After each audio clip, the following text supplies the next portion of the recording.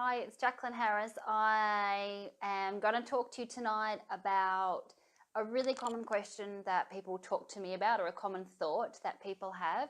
And I'm going to share with you, it is something that I thought about as well. So I just want to first off introduce myself again. I'm Jacqueline Harris. I'm an IVF and pregnancy strategist, a naturopath, a natural fertility expert, and I have a particular interest in supporting people as they're preparing and going through IVF. Hi, thanks for joining. Make sure you pop and ask me any questions if you have them. So I have a particular interest in supporting people preparing for IVF, helping them feel really confident going into their cycle, trusting in their fertility, knowing they're feeling as healthy as they can, and then just knowing they've done everything they can going into the cycle, being able to surrender to it, feeling really good about where they're at and what they've done going into their cycle. So I have at least a couple of people a week that talk to me about this feeling or a thought, and it comes up in different ways. Sometimes it's a feeling of or a thought that goes something like, I don't know if I want to do IVF because I focus on clean living, or I don't put any medications. I don't even take a Panadol. So I don't know if I want to put these drugs into my body. Or the thought is, I really just want this to happen naturally, and I don't want to have to go down a medical route because I don't go and see a doctor. I haven't been to the doctor in years. So it's a very common, along those lines, it's common thoughts that people talk to me about. And so one, I want you to know you're not alone if you've had that thought. I've had that thought. I'm going to share a little bit about that with you later. So one, you're not alone if you had that thought. But tonight, I'm really hoping to give you a practical tool that you might like to think through to see if you can come up with an answer to yourself. And this can take some time. Even when I give you this tool tonight, it's not something that you just go through once and all of a sudden you have your answer. It's okay if it takes you time to come up with what feels right for you. The other thing that I want to say with this is it's an incredibly personal choice, and I have no preference what people choose when they're sitting with me. If they decide they want to continue to try naturally and they absolutely do not want to go through IVF, I've definitely got those people that I work with. I've got people that decide to postpone because they just like to give it a bit longer to try naturally. I've got other people that confidently and wholeheartedly have decided that, yeah, IVF totally fits with them and they're really happy to go ahead and do that. Even with their fears that they have, they feel ready, like they're confident in the decision to do it.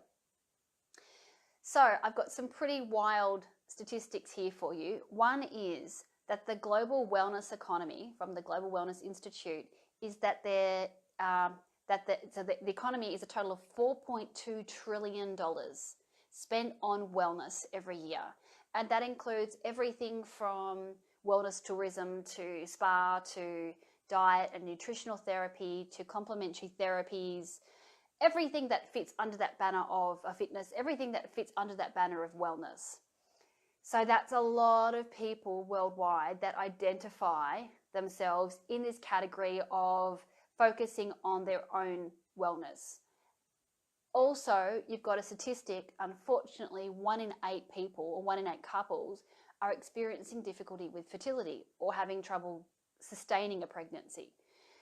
Put those two figures together and you've got a lot of people worldwide who are very focused on their own health and wellness and who are experiencing infertility. And so you can see why this theme that I'm talking to you about tonight comes up in consultations quite a lot, because a lot of people identify as focusing on their wellness and a lot of people experiencing infertility struggles. So I think it's a really important topic for us to get into and nut it out.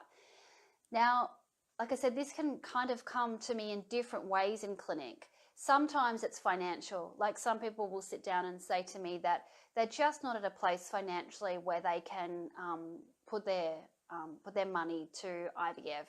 And so for them, it's not so much a question. It's like the decision's already been made for them that they need to continue to try naturally because they just don't have the budget for IVF. Other people, though, sit with me and talk about those things that I've said. I focus on yoga or my Pilates, and I'm, very much focused on meditation or this holistic lifestyle. I don't even take a Panadol. I don't need to go to the doctor. Yet to have my baby, I'm thinking about going down a really medicalized path, and I just don't know if it fits with me. Something along those lines. I hope you get the feel of what I'm talking about. If you're watching with me live, I'd love to hear. If you're okay, I'm not going to mention anyone's names. But if you're happy to share the thought with me about that you have, I'd love to know if that resonates with you or how you feel about that. Personally, when I found out that we were going to have to go through IVF, if you know my story already, I was working as a natural fertility expert and had been already for 2.5 years, 3 years, 2.5 years, before we found out that we would have to go through IVF with ICSI. And we weren't even trying to get pregnant. Just with the medical history my husband had, we decided it was a good idea for us to get some tests done. And we got the information back that there was really little chance of us having, very little chance of us having a baby, naturally. Never say never, but very little chance. And IVF with ICSI would be our only chance with using medical technology. And even then, they weren't sure how it was going to go. They had tricks up their sleeve that they could try.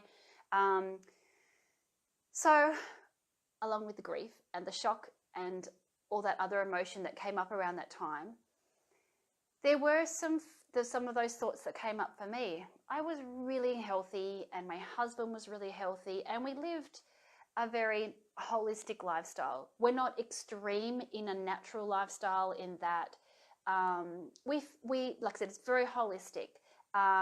We have lots of different aspects to our social life at the time. Neither of us were big drinkers, but if we wanted to go out for a drink, we'd have a drink. If we wanted to have whatever we felt like to eat on occasion, we would definitely have whatever we wanted to eat. And we still live our lives like this. We're not on the extreme end of the scale. But I didn't need to take any medication. My husband didn't take any medication. We very, very rarely saw a doctor. In fact, I don't think I'd seen a doctor for a number of years. I'm trying to think. I don't think there's anything that I'd seen a doctor for a few years. And aside from these tests that my husband went to have, he hadn't seen a doctor either. Yet now we're faced with the reality that to have a baby, we would have to go through and use medical intervention.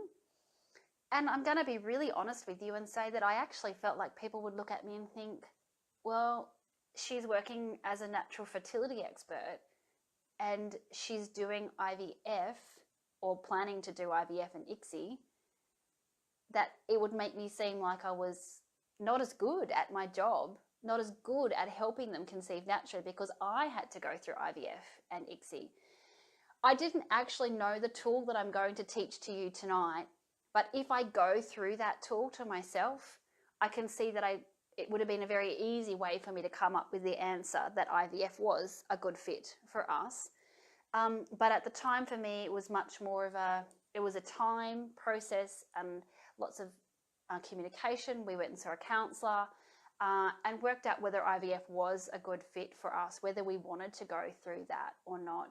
But I did feel like I didn't know if it was congruent with the lifestyle that I led. What I ended up deciding was, though, and with my husband, if we needed medical treatment, of course we would have it for any other scenario in our life. If we had have been sick and I couldn't work with something that I had in my toolkit naturally or complementary, we would have gone to the doctor. We would have gone to the doctor for other blood tests. And my approach to my complementary medicine is just that. I really do believe it's complementary and they go perfectly together. It doesn't have to exclusively be one or the other. This is my opinion. This is what feels about right for us. It's okay if that feels different for you. But for me, it was that these two things go hand in hand together in my lifestyle. And I had seen lots of patients of mine go through IVF while I supported them naturally or complementary to that and have beautiful outcomes with their IVF. So my decision and with my husband was one, yes, this is the best chance for us to have a baby. No, we don't take medications and we don't normally see the doctor. But we're lucky we have modern medicine, and for us, it felt like a good fit. We were very much okay with bringing this into the equation of what we wanted to work on. But I did know that I would be taking care of myself in a complementary way to what my IVF doctors would want to do. So it felt right for us, hence the reason that we went down it. We made that decision very early on that we were going to do IVF. It took us a number of years before we actually did it because we decided to travel and do other things in our life before we went down that IVF path. But still, I had those thoughts. We worked through that mindset. So tonight I want to give you a really useful tool that I have learned actually, or one of these tools that I'm going to share with you is actually something that I've learned through my birthing experiences with women. So the first thing, and I'm going to break this down for you a little bit more, but the first thing that I think that you need to do is fact find. And I'm going to explain how you do that. But the reason that you fact find is to get information and to get details. That's the first piece of the puzzle.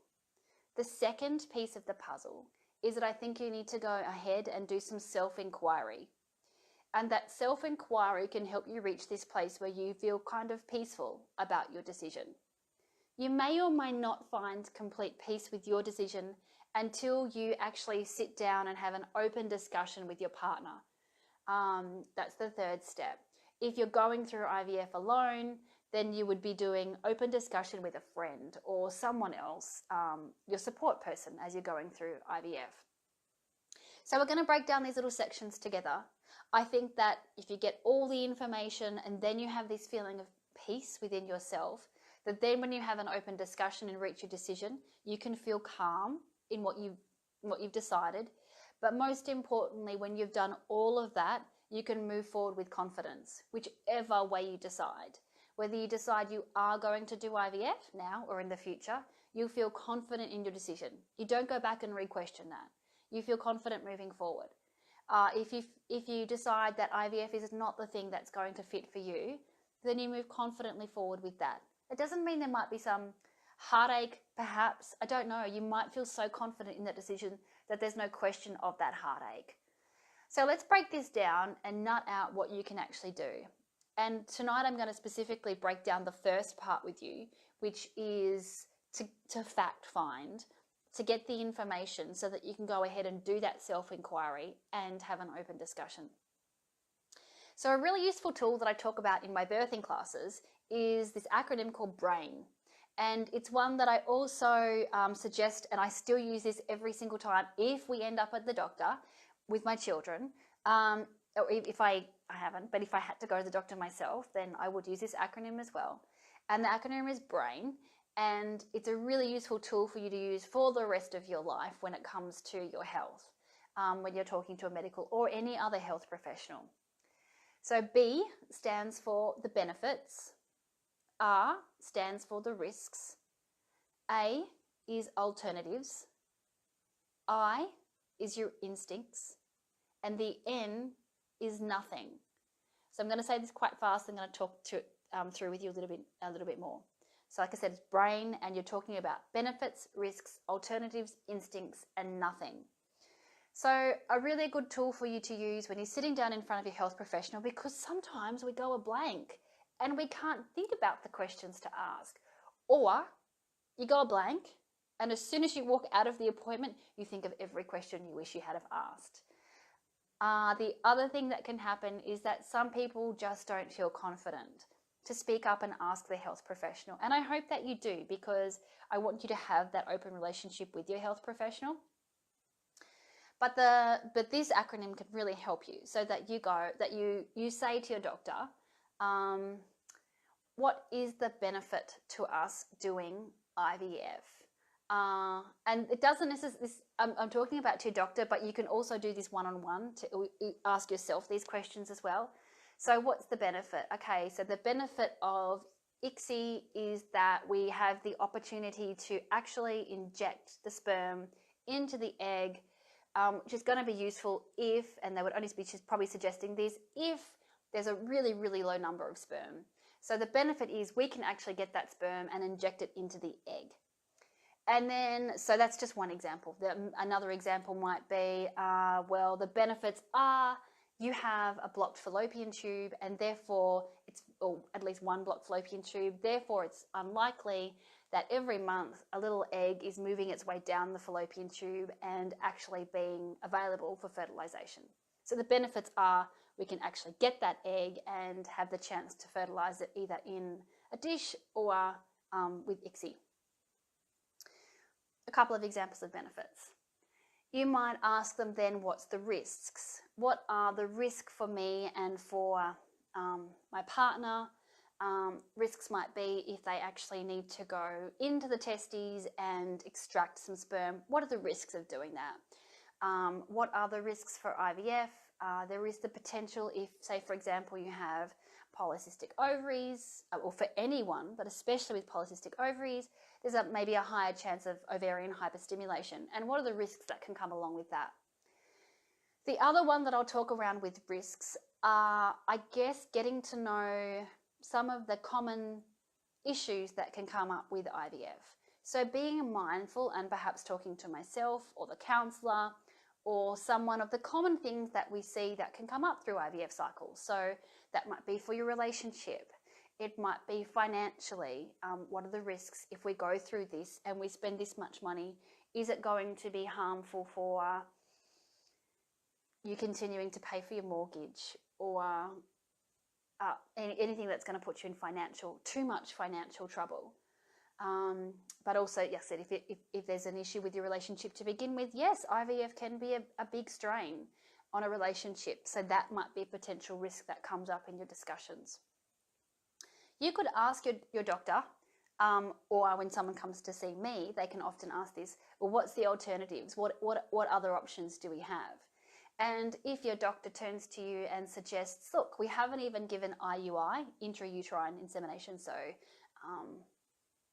like turkey basting, if we haven't used that option, they might say, look, let's give that a try. We haven't even gone down that path yet. So before we need to go for IVF, it's definitely an option for us to go to artificial insemination. Great, that might be what you decide to do first. Or they might say to you, look, someone might have suggested ICSI, and you see another specialist and they say, the alternatives are, which is possibly a little bit cheaper, we can just put the egg and the sperm together and let the stronger sperm fertilize the egg. Or it might be that they have a specific microscope that they talk about is going to help them analyze more information about that egg, that sperm, that embryo before they put it back. This alternative part might also come when you're going down the track further. So when you're trying to decide whether to do a day 2 or 3 transfer or a day 5 blastocyst transfer. So what are our options? What are the alternatives that you have? And what, I guess, statistics do they hope to give you around these different options? The alternative is when people come to see me, because I don't do IVF, I'm a naturopath. They might come and say, look, I don't know if this is what we've been told is the benefits, this is why we should do IVF by our doctor, this is the risks that we've been suggested, do you have an alternative? And I can go over their health history, work out what's happening with them both, and establish what I think is the possibility of us working towards them getting into a better fertile state naturally. Or is the alternative that, yes, you could do IVF, but we can work on this supplement, we can change this with your diet, we can do this with your exercise, we can work on this with a herb to actually support you and prepare you for IVF. So you're going to get all the facts that you can about all the alternatives or all the options that you have. The next step, which I said is when you're cutting out brains, we've done benefits, we've done risks, we've done alternatives. The I stands for your instinct. This is a bit of self-inquiry, but it's really checking in with yourself. And it can be just your initial thought, like what comes up? What's your initial instinct around this? Because that's often really helpful. The last question can be N, which is nothing. What if we don't do anything? And this can be a really useful question to ask your doctor because it's very, you can get the information very, very fast. So we did ask this question very early on in our fertility journey and said, well, what if we don't do IVF? And the percentages that they gave us was basically 0 of conceiving a pregnancy naturally. And we got multiple opinions around that. And so that was the information on the nothing, like what if we don't do anything? And so I think that can be a really useful question for you to ask. If you say, what if we don't do anything? What if we just wait it out and see what happens? What chance or what statistics are there? Or it might be, like I said, it's not quite nothing, but if someone comes to me and says, well, what if we don't do anything with our doctor? What if we just work with you? And there's been times, honestly, when I always have to give my honest opinion, but there's been definite times when it's hard. I wish that I could say that I think there's a good chance that I can help. But there are definitely occasions where I've had to say that I don't think that there's anything that I can do. Sometimes it's been, if you want, we could give this a 3-month trial and see. And but I'll definitely give my opinion on whether I think there's much of a chance of this actually having any difference, or because there's been times and there's certain health conditions or certain genetic mutations that I can't change no matter what I do. And so my opinion would be to let them know, if we do nothing, or even if you don't do anything with the doctors but you just work with me, if you don't do any other medical procedures, whether or not I think they can actually have a chance of getting there naturally or not. I think that acronym is super, super helpful, and I think it's really useful for whatever you go for the doctor. Right now, if you're talking to your doctor about other fertility treatments, if you're not quite at that point where you're talking about IVF, you can still use that BRAIN acronym for anything. Let's talk about Clomid. So say you were talking to your doctor and they said that they wanted to do ovulation induction, but you were still going to try naturally. You could find out what the benefits are of you taking Clomid. And you could find out what the risks are, like how many cycles they want to do. If you've already done 3 cycles, what's the risk of you continuing, just continuing to do Clomid? What's their alternative? The alternative might be, okay, well, you're already ovulating. Clomid will just allow us to maybe bring ovulation in a bit earlier. The other alternative might be that they might say, okay, well, you could take the Clomid, but because there's also some issue with the semen analysis, it's borderline, we might be best to do insemination as well. So there's more information for you. Check in with yourself. What does your instincts tell you? Would you like to try Clomid? Is this something that feels good for you? And then you can turn to them and say, well, what if I do nothing? And and I've definitely had this happen with women, and they've asked this question to their doctor, and their answer's been, well, you are ovulating regularly. We can see you're ovulating. It might not be of any benefit for us going down that path. So in terms of you doing nothing like Clomid, if you don't do Clomid, it's probably not going to change a whole lot.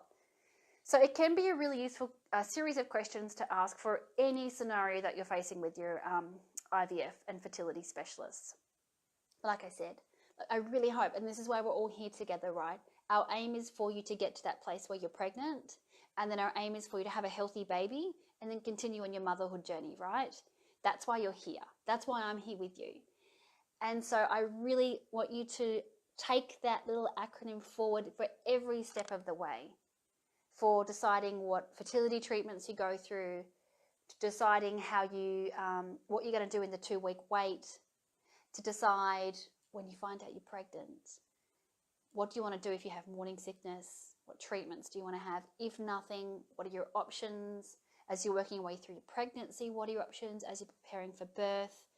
And I know right now when you're trying to think about fertility, these things feel a long way off and maybe out of reach. But like I said, this is why we're here, right? We're here because we want to get you to that place. And so I want you to, if you haven't already, write that little one down, BRAIN, the benefits, the risks, the alternatives, your instinct, and nothing.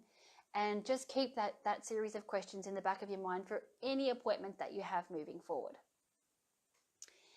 So that's my little tool for you to fact find, to find out what the information is for you available.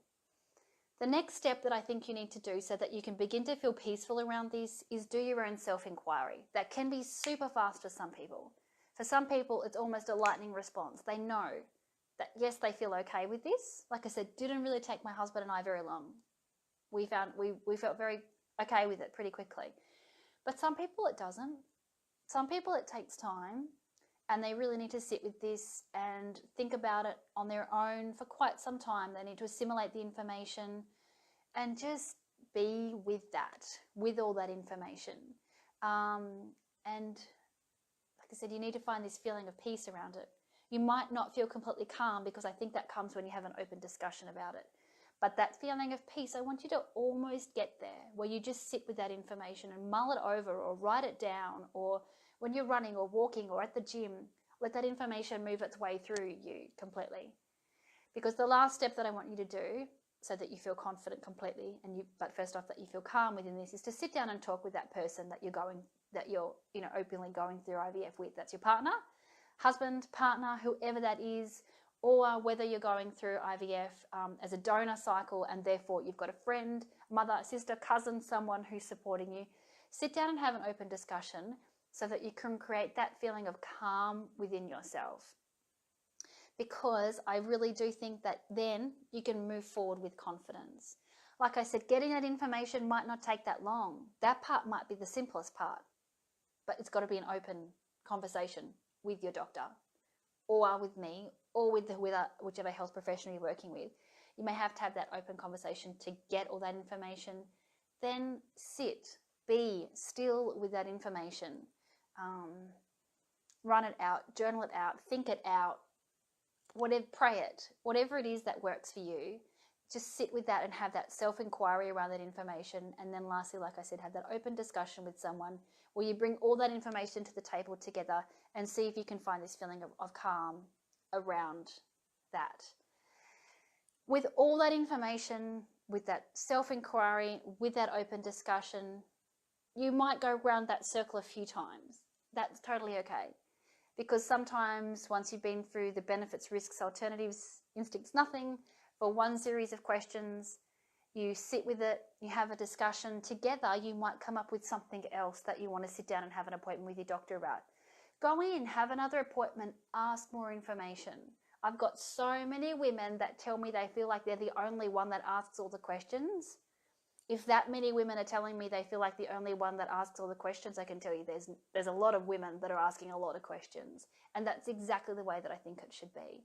So if you don't feel like you've got all the information and you go back around that loop a few times, that's totally okay. Give yourself the space to come up with that answer in your own time. Like I mentioned right at the beginning, it's a very, very personal choice, and one that you will need to be okay with.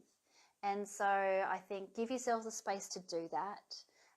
You might need to use your analytical brain to get the information, and then you might need to sit with it emotionally and mentally. You might need to really use your whole being to come up with the solution or the answer that gives you the confidence to move forward, whichever way you go. And know that when you have that feeling of confidence with the decision that you've made, unless something comes up and completely throws you off and makes you change your decision, move forward with that. If you've been through that series, if you've done the questioning, if you've sat with it yourself, if you've had an open discussion, have you made a decision together? Unless something really comes up to throw you off track, move forward with that, whichever way it is, and give it a go.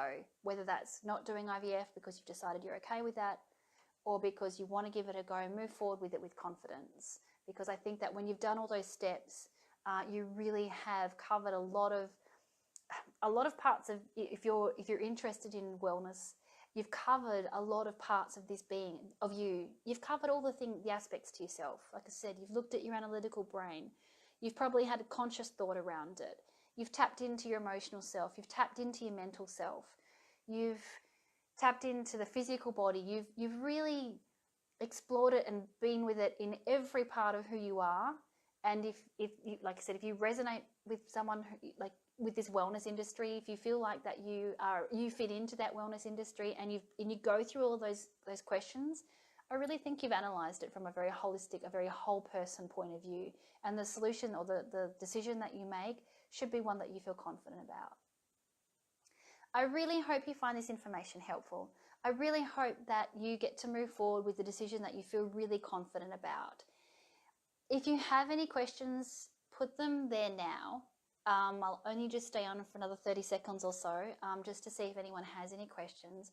But pop in your thoughts, pop in your questions, or if there's an experience you have around this, or around coming to your own decision, please feel free to put that in the comments too. If not, and you rewatch this back later, comment, I'll still see that. I can pop back in and answer any questions or thoughts that you have. So now I hope that you have some very clear information on ways that you might come up with your decision. Look, if you've got another way of coming with it, that's totally cool too. But I just think that a lot of people like a useful tool to actually help them as a catalyst on their journey to make their decision with confidence. I look forward to connecting with you again next week, and I'm going to talk to you all again really soon. Bye, guys.